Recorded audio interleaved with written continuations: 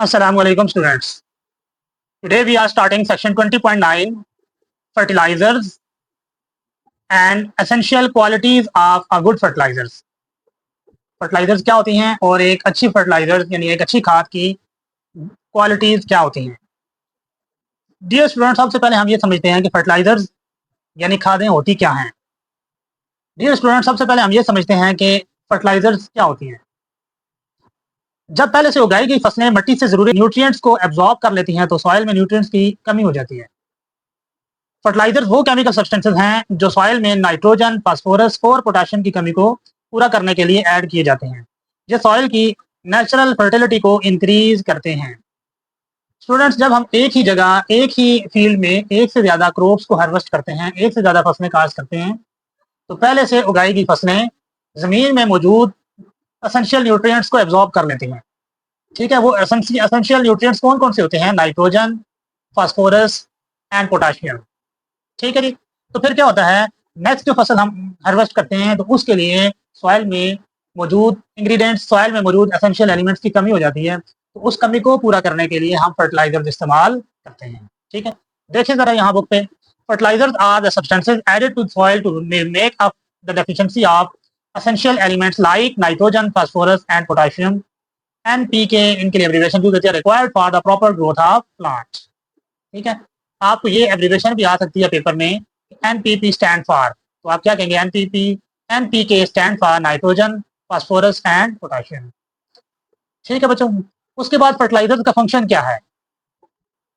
जैसे मैंने अभी कहा आपको, फर्टिलाइजर बेसिकली क्या करती हैं? जमीन की नेचुरल फर्टिलिटी को इंक्रीज करती हैं। Fertilizer enhance the natural fertility of the soil and provide the chemical element taken up from soil by the previous crop। ठीक है जी। फर्टिलाइजर बेसिकली क्या करती हैं?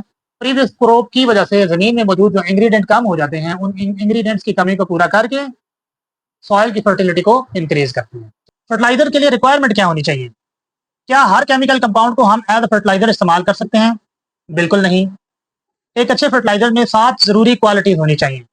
वो 7 यानी 7 क्वालिटीज कौन सी हैं वो हम देख लेते हैं। Every compound of desired element can not be fertilizer. The desired element should be present in compound in a water soluble form readily available to the plant। यानी प्लांट्स को अगर आप कोई कंपाउंड, कोई एसेंशियल सब्सटेंस प्रोवाइड कर रहे हैं तो उस कंपाउंड में प्लांट्स के लिए डिजायर्ड एलिमेंट मौजूद होना चाहिए। डिजायर्ड एलिमेंट कौन कौन सा हो सकता है? जैसे हमने ऑलरेडी पढ़ा, नाइट्रोजन, फास्फोरस या पोटेशियम, इनमें से कोई एलिमेंट मौजूद होना चाहिए। अगर कोई ऐसी substance as a fertilizer use कर रहे हैं जिसमें नाइट्रोजन, फास्फोरस या पोटेशियम नहीं मौजूद, तो ऐसी सब्सटेंस को आप एज अ फर्टिलाइजर इस्तेमाल नहीं कर सकते। नेक्स्ट क्या है? The compound employed as fertilizer should be stable in soil as well as in storage. ठीक है, आप ऐसे कंपाउंड को एज अ फर्टिलाइजर इस्तेमाल करें जो कि स्टेबल हो इन सॉइल। स्टेबल का मतलब क्या है? लॉन्ग टाइम के लिए वो सॉइल में प्रेजेंट रहे। ऐसा ना हो कि कुछ टाइम के बाद वो सब्सटेंस सॉइल से रिमूव हो जाए या इवेपोरेट हो जाए या अंडरग्राउंड वाटर में शामिल हो जाए। ठीक है जी, स्टेबल होनी चाहिए ताकि लॉन्ग टाइम के लिए जमीन की फर्टिलिटी को इंक्रीज करे। It should not B absorb moisture. ठीक, फर्टिलाइजर ऐसी नहीं होनी चाहिए जो एयर से मॉइस्चर को गेन करे। Or set to hard stony material with time. और फर्टिलाइजर कोई ऐसी चीज़ भी आपने यूज़ नहीं करनी है जो with the passage of time hard हो जाए, जैसे कि पत्थरों की तरह। ठीक है, अगर हार्ड हो जाएगा तो फिर उसमें मौजूद इंग्रेडिएंट सॉइल में शामिल नहीं होंगे। क्लियर है बच्चों? और उसके बाद एक जो मेन स्टेप पॉइंट है वो क्या है? It should be cheap to manufacture. ठीक है जी, फर्टिलाइजर शुड बी चीप होनी चाहिए। 7 एसेंशियल क्वालिटीज कौन सी हैं वो हम देख लेते हैं। First is the nutrient element present in it must be readily available to the plants. इसमें मौजूद न्यूट्रिएंट्स प्लांट्स को आसानी से मिल सकें। ठीक है, यानी आपने ऐसी सब्सटेंस को एज अ फर्टिलाइजर यूज करना है जो अपनी इंग्रेडिएंट्स इजीली प्लांट्स को डोनेट करे, ताकि प्लांट्स इजीली उन इंग्रेडिएंट्स को फर्टिलाइजर से इस्तेमाल कर सकें, यूज कर सकें। Second is it must B Fairlie soluble in water so that it thoroughly mix with the soil. ये बहुत मेन पॉइंट है कि ये पानी में अच्छी तरह सोल्यूबल हो ताकि मिट्टी में होमोजीनियसली मिक्स हो जाए। ठीक है जी। सो इस पॉइंट का आपने खास ख्याल रखना है कि फर्टिलाइजर आपने ऐसी केमिकल, ऐसी सब्सटेंस को यूज करना है जो वाटर सोल्यूबल हो। अगर वाटर सोल्यूबल नहीं है तो वो सॉइल में अच्छी तरह मिक्सअप नहीं होंगी और वो इफेक्टिव नहीं होंगी for the growth of plants. Third point is it should not be injuries to plant. ये प्लांट्स के लिए किसी भी तरह हार्मफुल या जहरीले ना हो, यानी ऐसा ना हो कि आप ऐसे कोई भी केमिकल यूज करें जो फर्टिलाइजर को आप प्रोवाइड करें और फर्टिलाइजर्स में मौजूद प्लांट्स डेड हो जाएं। ठीक है जी, हार्मफुल नहीं होने चाहिए for plants. Fourth point is it should be inexpensive. ठीक है जी, जो फर्टिलाइजर है that should be cheap, cheap हो, इजीली अवेलेबल हो। Fifth point is it must be stable so that it is available for a longer time to the growth of plant. ये हमने ऊपर ऑलरेडी डिस्कस कर लिया। ये storage में moisture absorb करके पत्थर की तरह सख्त ना हो और सॉइल में लंबे अरसे तक मौजूद रहे। ठीक है जी। सिक्स नंबर पॉइंट है it should not alter the pH of soil. ये सॉइल के पीएच को चेंज ना करें, क्योंकि पीएच चेंज होने से क्रॉप्स खराब हो सकती हैं। ठीक है, जैसे कि आपने स्टडी किया हुआ है, acid rain can be harmful for plant. Acid rain harmful क्यों होती है? क्योंकि एसिड रेन की पीएच लेस होती है 7 से। ठीक है जी, एसिड रेन की पीएच जितनी कम हो जाए 6 से डाउन, तो वो हार्मफुल हो जाती है फॉर प्लांट्स। सो आपने केमिकल ऐसा यूज करना है जो कि फर्टिलाइजर आपने ऐसी इस्तेमाल करनी है जो कि सॉइल की पीएच को चेंज ना करे। अगर पीएच की चेंज एसिडिक मीडियम में हो जाए या बहुत ज़्यादा बेसिक हो जाए, that can not B suitable for plants. Last point is by rain or water it should be converted into a form which the plant can absorb easily। बारिश के पानी बारिश या पानी मिलने पर ये ऐसी फॉर्म में कन्वर्ट हो जाए जिसे प्लांट इजीली एब्जॉर्ब कर सकें। ठीक है, ऊपर जैसे हमने डिस्कस कर लिया, ये वाटर सोल्यूबल होनी चाहिए। वाटर सोल्यूबल होंगी तो वो इजीली सॉइल में मिक्सअप होंगी, जिनको प्लांट्स इजीली गेन कर सकेंगे, एब्जॉर्ब कर सकेंगे। डियर स्टूडेंट्स, बोर्ड एग्जाम में essential qualities of a good fertilizers एक बहुत फ्रीक्वेंट शॉर्ट लॉन्ग क्वेश्चन है। ठीक है, शॉर्ट क्वेश्चन में भी आ सकता है और लॉन्ग क्वेश्चन में भी आ सकता है। इस टॉपिक को मेमोराइज करने के लिए आप की पॉइंट्स याद रख लें। ठीक है, ये मैंने नीचे एक समरी बनाई है, इस समरी को आप याद रख लें कि सबसे पहले क्या है कि फर्टिलाइजर क्या है, एनपीके सप्लायर्स हैं। NPK stand for nitrogen, phosphorus and potassium fertilizer. ठीक है, फिर ये सोल्यूबल होनी चाहिए, वाटर सोल्यूबल, चीप होने चाहिए, नॉन इंजरियस हो फॉर प्लांट्स, स्टेबल हो for long time in soil, no pH को चेंज करने वाले ना हो। तो ये तमाम क्वालिटी जिस फर्टिलाइजर में पाई जाएंगी उसको आप क्या बोलेंगे, that is a ideal fertiliser.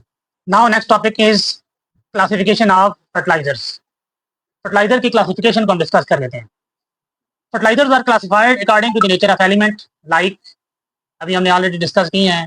Fertiliser के एसेंशियल एलिमेंट कौन कौन से होते हैं? Nitrogen, phosphorus and potassium. Fertilizer को हम 3 क्लासेस में डिवाइड कर देते हैं, nitrogen fertilizers, phosphorus fertilizers and potassium fertilizers. One by one हम इन तीनों को डिस्कस कर लेते हैं। सबसे पहले हमारे पास नाइट्रोजीनियस फर्टिलाइजर्स। नाइट्रोजीनियस फर्टिलाइजर्स का फंक्शन क्या है? इनके नाम से पता चल रहा है, नाइट्रोजीनियस फर्टिलाइजर बेसिकली वो फर्टिलाइजर होती हैं जिनमें नाइट्रोजन मौजूद होता है। नाइट्रोजन प्लांट की अर्ली ग्रोथ के दौरान स्टेम और लीव्स की डेवलपमेंट के लिए जरूरी होता है।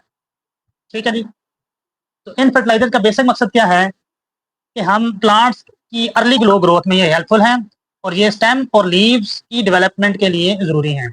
ये प्रोटीन का मेन कॉन्स्टिट्यूट है और लीव्स को ग्रीन कलर देते हैं। देखें जरा बुक में क्या लिखा हुआ है, these fertilizers supply nitrogen to the plants or soil। nitrogen is required during the early stage of plants। ठीक है जी, प्लांट्स को अर्ली स्टेज में रिक्वायर्ड होती हैं। Growth of development of stem and leaves, stem और लीव को ताकत provide करने के लिए अर्ली स्टेज पर नाइट्रोजीनियस फर्टिलाइजर का इस्तेमाल किया जाता है। It is the main constitute of protein, impart green color to the leaves and enhance the yield and quality of plants। ठीक है बच्चों, यहाँ तक इसका क्या आ जाएगा, फंक्शन। एग्जाम्पल कौन कौन सी हैं नाइट्रोजीनियस फर्टिलाइजर की? Some examples of nitrogenous fertilizers are ammonium phosphate, calcium cyanamide, ammonia, ammonium nitrate, ammonium phosphate and ammonium chloride and urea. ये कुछ एग्जाम्पल्स हैं, इनको आपने मेमोराइज करना है। शॉर्ट क्वेश्चन में आ सकते हैं कि आप 2, 3, 4 नाइट्रोजीनियस फर्टिलाइजर्स के नाम लिखें। उसके बाद आगे 2 फर्टिलाइजर को हम डिटेल में स्टडी कर लेते हैं। First one is urea. Urea क्या है? ये सबसे ज्यादा कंसंट्रेटेड सॉलिड नाइट्रोजन फर्टिलाइजर है जिसमें 46% नाइट्रोजन मौजूद होती है। ठीक है, पाकिस्तान में सबसे ज्यादा यही फर्टिलाइजर इस्तेमाल की जाती है। Urea is a high quality nitrogen fertiliser high quality nitrogen fertiliser है। इट कंटेन अबाउट 46% नाइट्रोजन, इसमें नाइट्रोजन की कंसंट्रेशन ज्यादा होती है बाकी फर्टिलाइजर की निस्बत, that is 46% and is the most concentrated solid nitrogen fertiliser. It is the most widely used fertiliser in Pakistan. ठीक बच्चों, उसके बाद नेक्स्ट फर्टिलाइजर है हमारे पास अमोनियम नाइट्रेट। अमोनियम नाइट्रेट को पैडी राइस यानी चावल की फसल के लिए इस्तेमाल नहीं किया जा सकता। क्यों नहीं इस्तेमाल किया जा सकता? क्योंकि फ्लडेड फील्ड्स में मौजूद बैक्टीरिया इसे डीकम्पोज करके नाइट्रोजन यानी N2 गैस में कन्वर्ट कर देते हैं। इसके अलावा ये हाइग्रोस्कोपिक होती है। हाइग्रोस्कोपिक का मतलब ये है कि ये एयर से मॉइस्चर गेन कर लेते हैं, gain moisture from environment.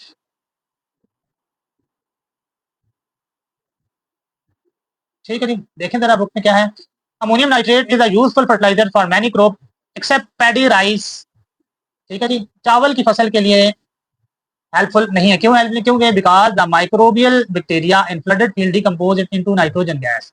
Nitrogen gas की फार्मूला क्या होता है? N2 गैस में कन्वर्ट कर देती हैं। It is also used in combination with limestone.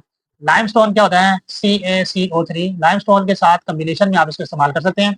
It is hygroscopic in nature. Hygroscopic का मतलब होता है gain moisture from environment. Now next is phosphatic fertilizer.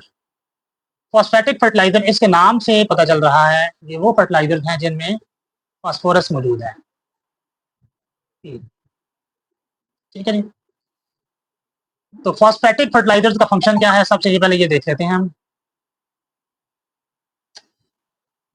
Phosphatic fertiliser ये अर्ली ग्रोथ को स्टिमुलेट करती हैं और लेटर स्टेज में सीड और फ्रूट फॉर्मेशन को तेज करती हैं। इसके अलावा ये प्लांट्स में डिजीज के खिलाफ रेजिस्टेंस भी पैदा करती हैं। ठीक है जी, these fertiliser provide phosphorus to the plants और सॉइल। पहला फंक्शन क्या है? जैसे मैंने कहा कि इसके नाम से पता चलता है कि इसमें क्या चीज़ मौजूद है बच्चों? फास्फोरस मौजूद है। तो ये फास्फोरस प्रोवाइड करती हैं टू प्लांट्स। ठीक है, phosphorus is required to stimulate early growth. ठीक है, प्लांट्स की अर्ली ग्रोथ को स्टिमुलेट करती हैं and to accelerate the seeds and fruit formation during the later stage of growth. It also increases resistance to diseases. इसके अलावा different kind of plant diseases से resist करती है। उसके बाद कुछ एग्जांपल्स हैं। एग्जांपल कौन कौन सी हैं? टू एग्जांपल्स गिवन हैं। The two main most important soluble fertilizers are super phosphate. ठीक है, जिसको आप कैल्शियम सुपर फास्फेट भी कहते हैं। इसके अलावा ट्रिपल फास्फेट जिसका सेकंड नाम है डाई अमोनियम फास्फेट। ठीक है जी, जिसका फार्मूला क्या है? NH4 all twice HPO4। ठीक है जी, तो आपने इनकी एग्जांपल याद करनी है, इनके फार्मूले याद रखने हैं। नेक्स्ट फर्टिलाइजर है पोटाशियम फर्टिलाइजर। पोटाशियम फर्टिलाइजर का फंक्शन क्या है सबसे पहले हम देख लेते हैं। पोटाशियम फर्टिलाइजर का सबसे पहला फंक्शन तो ये है कि ये फर्टिलाइजर प्लांट्स को पोटाशियम प्रोवाइड करते हैं। Provide potassium to the plants और सॉइल। ठीक, ये स्टार्च, शुगर और फाइब्रस मटेरियल की फॉर्मेशन के लिए जरूरी है। Potassium is required for the formation of starch, इसको निशास्ता भी कहते हैं, sugar and the fibrous material of the plants. Fibrous material plants में कौन सा होता है? जिनको आप सेलुलोज भी कहते हैं। ठीक है जी, ये बेसिकली क्या करता है? ये प्लांट्स की स्ट्रेंथ को, प्लांट्स के स्टेम को, प्लांट्स के लीव्स को स्ट्रेंथ प्रोवाइड करता है। जैसे कि एनिमल्स को स्ट्रेंथ बोन्स प्रोवाइड करती हैं, इसी तरह प्लांट्स को strength fibrous material like cellulose provide करते हैं। They increase resistance to the diseases. ये डिजीजेस के अगेंस्ट रेजिस्टेंस काज करते हैं, प्रोटेक्ट करते हैं प्लांट्स को डिजीजेस से and to make the plant strong by helping in healthy root development. ये प्लांट्स को स्ट्रेंथ प्रोवाइड करते हैं, स्ट्रॉन्ग करते हैं बाय हेल्दी रूट डेवलपमेंट। ठीक है जी, रूट डेवलपमेंट जितनी ज्यादा होगी प्लांट्स की, प्लांट उतना ही ज्यादा मजबूत होगा। They also help in ripening of fruits, seeds, fruits and cereals. ठीक है जी, और इनका जो मेन फंक्शन है लास्ट में, ये सीड्स को, फ्रूट्स को, सीरियल को पकाने में, तैयार करने में रोल प्ले करती है। क्लियर है बच्चों? इसके यूजेस कहाँ कहाँ पे हैं? Potassium fertilizer are specially useful for tobacco, coffee, potato and corn. ठीक है, इन क्रॉप्स के लिए ये यूजफुल है। एग्जाम्पल कौन सी हैं पोटाशियम फर्टिलाइजर की? पोटाशियम फर्टिलाइजर का potassium chloride, potassium sulphate and potassium nitrate. ठीक है जी, ये 3 एग्जाम्पल भी आप बच्चों ने याद रखने हैं।